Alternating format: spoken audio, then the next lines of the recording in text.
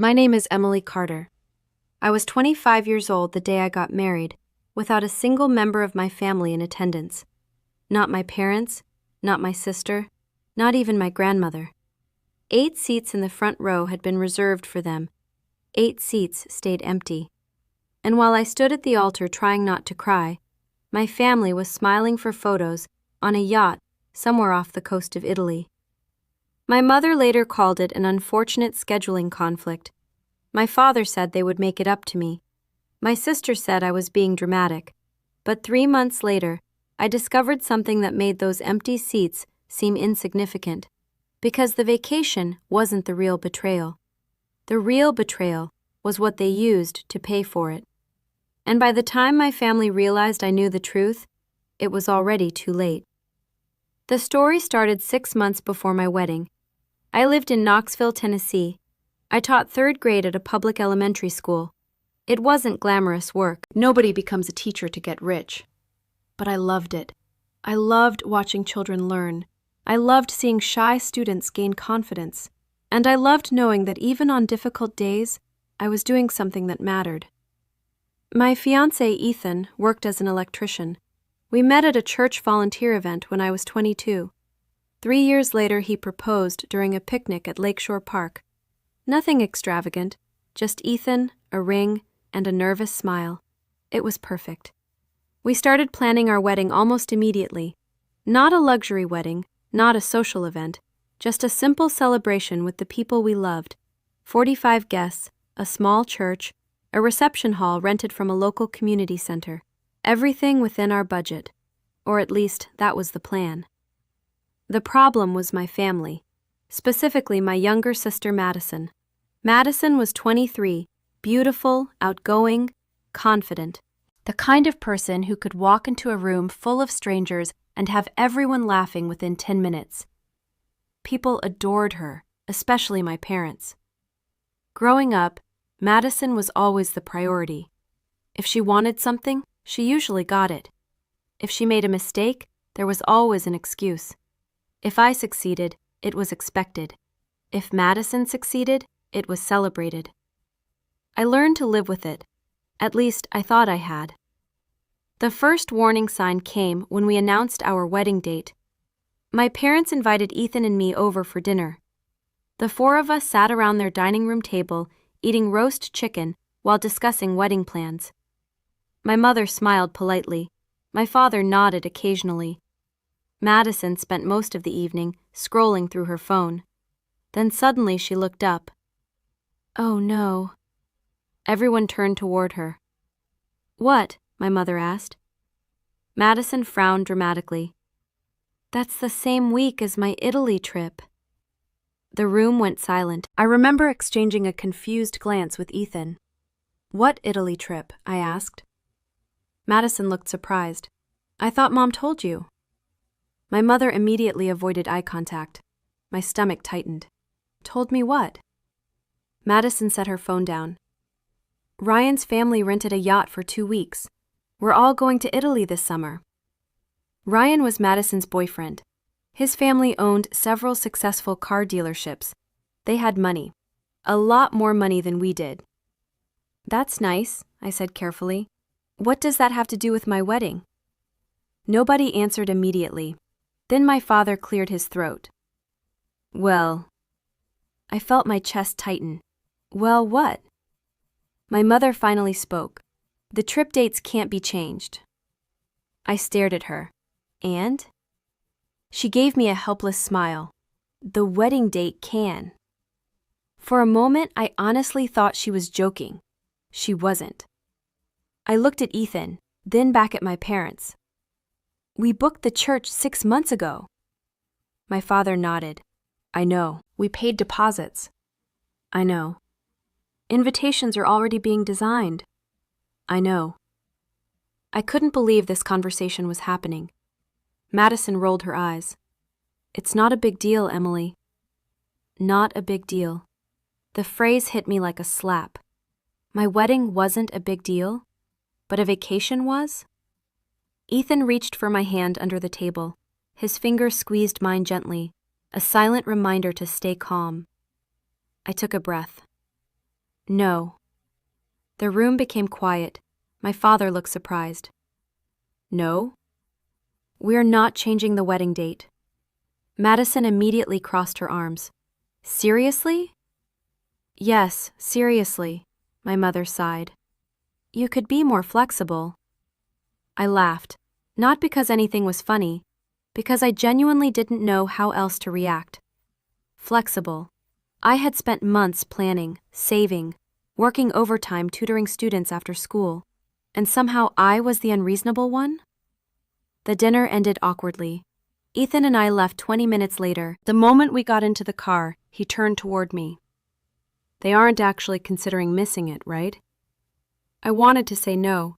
I wanted to tell him my family wasn't that selfish. Instead, I stared through the windshield, and for the first time, I wasn't sure. The next few weeks were strange. Every conversation somehow returned to Italy. My mother talked about restaurants. My father talked about historical sites. Madison posted countdowns on social media. Nobody talked about the wedding. Not really.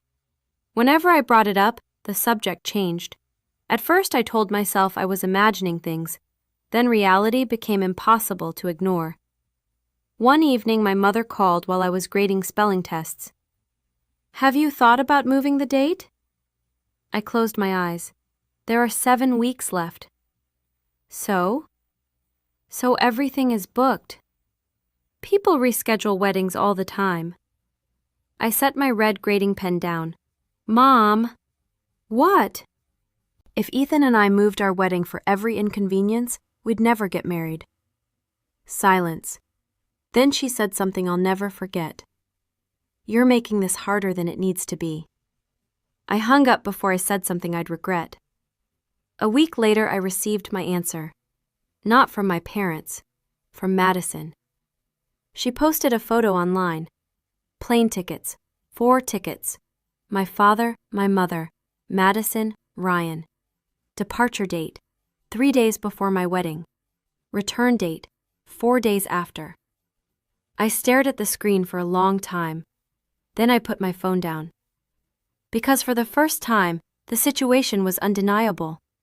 They had chosen, and they hadn't chosen me. That night, Ethan found me sitting alone on our apartment balcony. The summer air was warm. The city lights flickered below us. He sat beside me without saying anything. Eventually, he asked the question neither of us wanted to ask. What if they don't come? I swallowed. My throat suddenly felt tight. They'll come. You sure? No, I wasn't. But I needed to believe it, because the alternative hurt too much. Unfortunately, the alternative was exactly what happened. 3 days before the wedding, my parents left for Italy, and the morning after they landed, my mother sent me a photo. The 4 of them standing on a yacht, smiling, holding drinks, living their best lives. My wedding was 48 hours away, and my family was already gone. The morning of my wedding started at 6 o'clock. I barely slept, not because I was nervous about marrying Ethan. That part was easy. I was nervous about the empty seats. Even after everything, a small part of me still hoped my family would surprise me. Maybe they'd realize what they were missing. Maybe they'd catch an earlier flight home. Maybe my mother would walk through the church doors at the last minute. Maybe my father would finally choose me. Deep down, I knew none of that was going to happen, but hope doesn't disappear just because reality says it should. By 8 o'clock, the church was buzzing with activity. My maid of honor, Sarah, helped me get ready in a small room behind the sanctuary. She had been my best friend since college. Unlike my family, she never pretended not to notice when something was wrong. Have you heard from them? She asked gently. I looked down at my phone. 3 messages, all from my mother. None of them about the wedding. The first was a picture of a beach. The second was a picture of a seafood dinner. The third said, "You would love it here." I locked my phone without replying. Sarah stared at me. Seriously? I nodded. For a moment she looked like she wanted to throw my phone through a wall. Instead, she hugged me. And somehow that made it worse. Because kindness always hurt more than cruelty. Cruelty is expected. Kindness reminds you what should have happened. At 11:30, guests began arriving. Ethan's parents were there early. His mother cried the moment she saw me. His father hugged me and told me I looked beautiful. Neither of them mentioned my family. They didn't have to. Everyone noticed. The ceremony started at noon. I stood outside the sanctuary doors listening to the music begin. My heart was pounding, not from fear, from disappointment. When the doors opened, I saw them immediately. 8 empty chairs, front row, reserved for family, completely empty. For 1 second I froze. Sarah squeezed my hand. "You keep walking." So I did. I walked down that aisle with my head up. I smiled for photographs. I exchanged vows. I slipped a ring onto Ethan's finger. And when the minister pronounced us husband and wife, I kissed the man who had never once made me feel like a second choice. The reception was held in a community hall 15 minutes away. Simple decorations, good food, good people, everything we actually needed. For a few hours, I managed to forget about the empty chairs. Then my phone buzzed. I checked it during dinner. A new message from Madison. A photo appeared on my screen. She was standing on the deck of a yacht. The Mediterranean Sea stretched behind her. My parents stood beside her smiling. The caption read, "Best vacation ever." I stared at the image. Then another message arrived. "Hope your little wedding went okay." My hands started shaking. Not because I was angry, because I finally understood. This wasn't an accident. This wasn't bad timing. This wasn't unfortunate scheduling. They knew exactly what they were doing, and they didn't care. I quietly locked my phone and slipped it back into my purse. Across the table, Ethan watched me. "What happened?" I forced a smile. "Nothing." He knew I was lying, but he also knew I wasn't ready to talk. So he simply reached across the table and held my hand. That night, after the guests left and the decorations were packed away, we returned to our apartment. The silence felt strange. The wedding was over. I was married, and my family had missed every second of it. I sat on the couch still wearing part of my makeup. Ethan sat beside me. For a while, neither of us spoke. Then he asked quietly, "Do you think they'll ever understand what they did?" I thought about my mother on that yacht, my father smiling beside her, Madison calling my wedding little. Then I shook my head. No. A few days later, they came home from Italy. My father called as if nothing had happened. "How was the wedding?" he asked. I almost laughed. How was the wedding? As if he hadn't chosen a vacation over watching his daughter get married. "It was great," I said. "Good." That was it. No apology, no regret, no explanation, just good. Before hanging up, he said something strange. "We'll make it up to you, Emily. I promise." At the time, I didn't know why those words bothered me. But 3 months later, I would discover exactly what they meant. And by then, the damage was already done. 3 months passed. Life moved on. I focused on work. Ethan and I settled into married life. But my relationship with my family never recovered. We spoke less and less. Honestly, it was easier that way. Then one Saturday afternoon, my father called. "Emily, your sister has some big news." I already knew what was coming. Madison and Ryan had been together for years. Sure enough, Ryan had proposed. I congratulated him and waited, because with my family, there was always a second part. "We're having an engagement party next month." Of course they were. A large one, an expensive one, the kind of event my parents loved. "You'll be there, right?" my father asked. The question almost made me laugh. They skipped my wedding. Now attendance suddenly mattered? "I'll think about it." There was a pause. Then he said, "Family should support each other, Emily." Family. The word felt different now. After we hung up, something continued bothering me. Not the party, Not Madison, the money. 3 months earlier, my parents had insisted money was tight. They said my wedding needed to stay small. Yet suddenly they were planning another major celebration. Something didn't add up. A few days later, my mother made things worse. During a phone call, she casually mentioned the venue, Riverside Manor, one of the most expensive event venues in Knoxville. I nearly dropped my phone. My wedding budget wouldn't have covered the deposit, yet somehow they could afford this. The feeling in my stomach got worse. Something was wrong.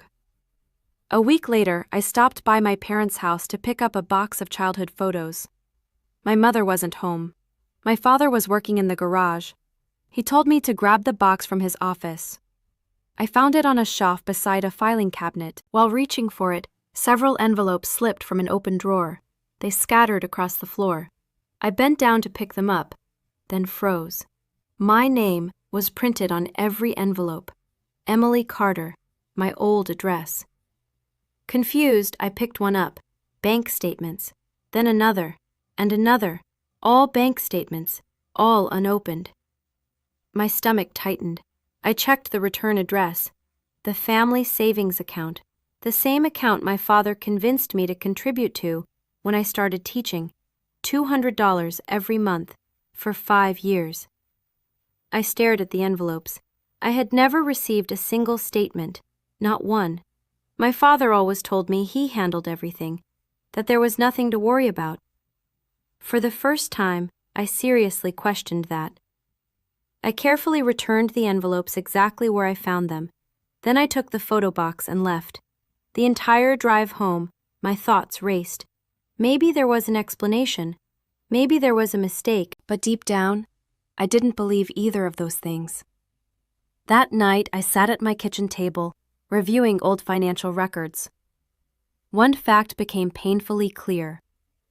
Over 5 years, I had deposited more than $12,000 into that account. $12,000. Years of savings, years of sacrifices. And suddenly I realized something terrifying. I had absolutely no idea where that money was. The next morning, I made a decision. I wasn't going to guess anymore. I was going to find out. And for the first time since my wedding day, I had a feeling the truth was going to be much worse than I imagined. The following Tuesday, I left school early and drove to the bank. I carried my driver's license and the original paperwork for the family savings account. A customer service representative verified my information and printed the account statements. 10 minutes later, I was sitting in my car with a folder full of documents. Part of me still hoped there was an explanation. Then I opened the folder.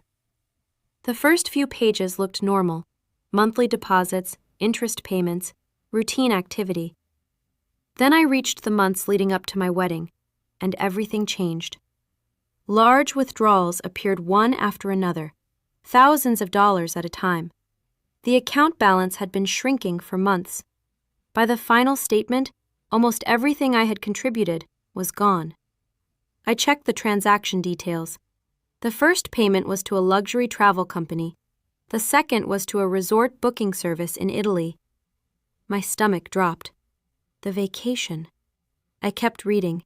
Riverside Manor Events, a catering company, an event decorator, a jewelry store. Every major expense connected to Madison's engagement celebration seemed to be there. I stopped reading and stared at the papers. The truth was suddenly impossible to ignore. My parents hadn't simply chosen Madison over me. They had used money I spent years saving to help fund her vacation and celebration, while telling me money was too tight for my own wedding. I sat in the parking lot for a long time, not angry, just disappointed. Every withdrawal represented months of work, months of sacrifices, and every excuse my parents had given me suddenly made sense. When I got home, Ethan took one look at my face and knew something was wrong. I handed him the folder. He read the statements quietly, then set them down. They used your money. I nodded. Neither of us spoke for several seconds. Finally, he asked the question I already knew was coming. "What are you going to do?" "I'm going to the engagement party." He looked surprised. "The party?" "Yes, because suddenly everything made sense. The pressure, the guilt, the constant reminders about family. They expected me to stay quiet. They expected me to do what I had always done. Forgive, move on, pretend nothing happened, but that version of me was gone. 3 days later, my father called. "You're coming Saturday, right?"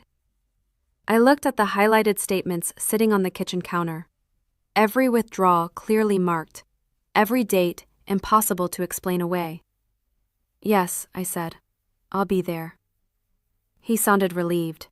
Good, because he had no idea what was coming.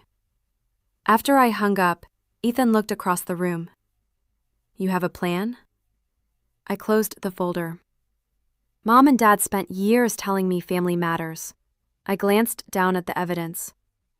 I think it's finally time we talk about family.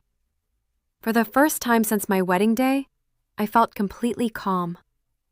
The truth was finally on my side, and on Saturday night, everyone was going to hear it. Saturday arrived. The engagement party was being held at Riverside Manor, the same venue my parents claimed they could never afford for my wedding. When Ethan and I arrived, the ballroom was already full. Friends, relatives, business associates, nearly 200 guests. My father greeted us at the entrance with a smile. For the first time in months, he seemed genuinely happy to see me. "There she is," my mother hugged me. Madison rushed over moments later, excitedly talking about wedding plans. I listened politely. Tonight wasn't about arguing. It was about timing. Dinner began. A few speeches followed. Then my father stepped onto the stage. The room applauded. He adjusted the microphone and smiled. "Family is everything." I almost laughed. 3 months earlier, family hadn't seemed very important when 8 chairs sat empty at my wedding. My father continued talking about sacrifice, support, and how everything he had ever done was for his daughters. Then he said the one sentence that made me stand. "Everything I've ever done has been for my daughters." The room applauded. I didn't. I picked up my folder and walked toward the stage. My father smiled, assuming I was about to give a toast. That smile disappeared the moment I reached the microphone. My father just said everything he's ever done was for his daughters. The room became quiet.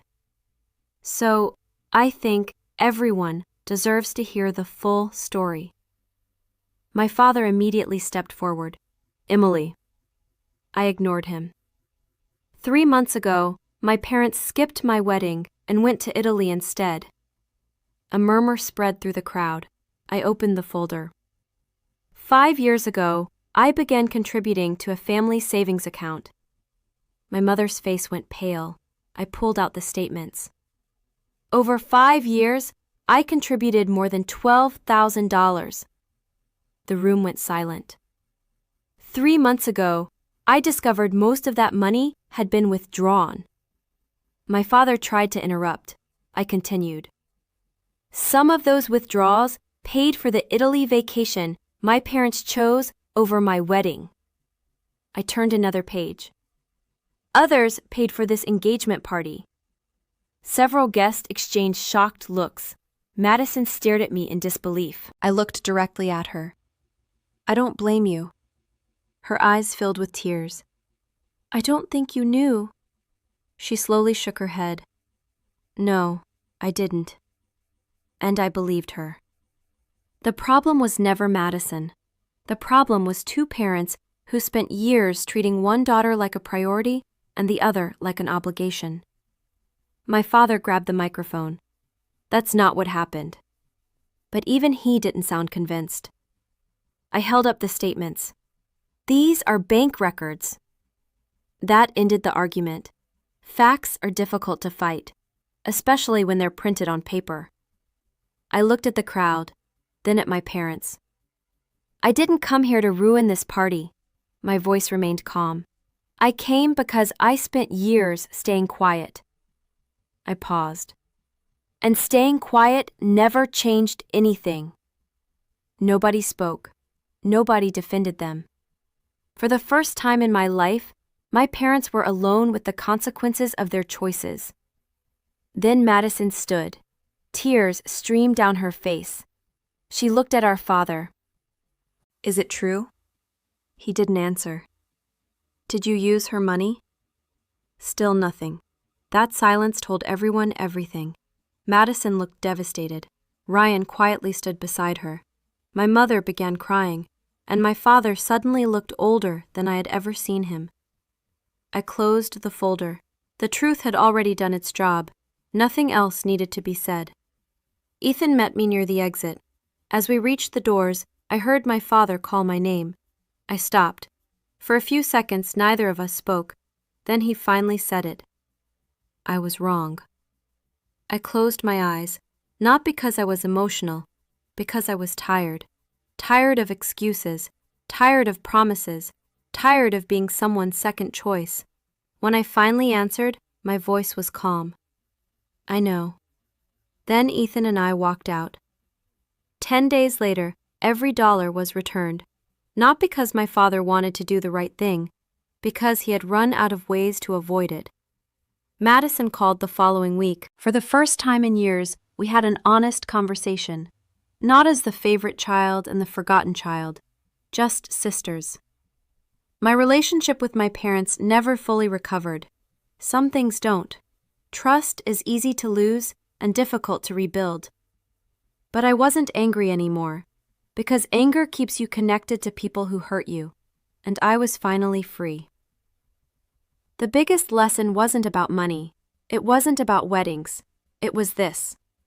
The people who truly love you don't make you compete for a place in their lives. And if someone keeps asking you to stay silent so they can stay comfortable, eventually you have to choose yourself.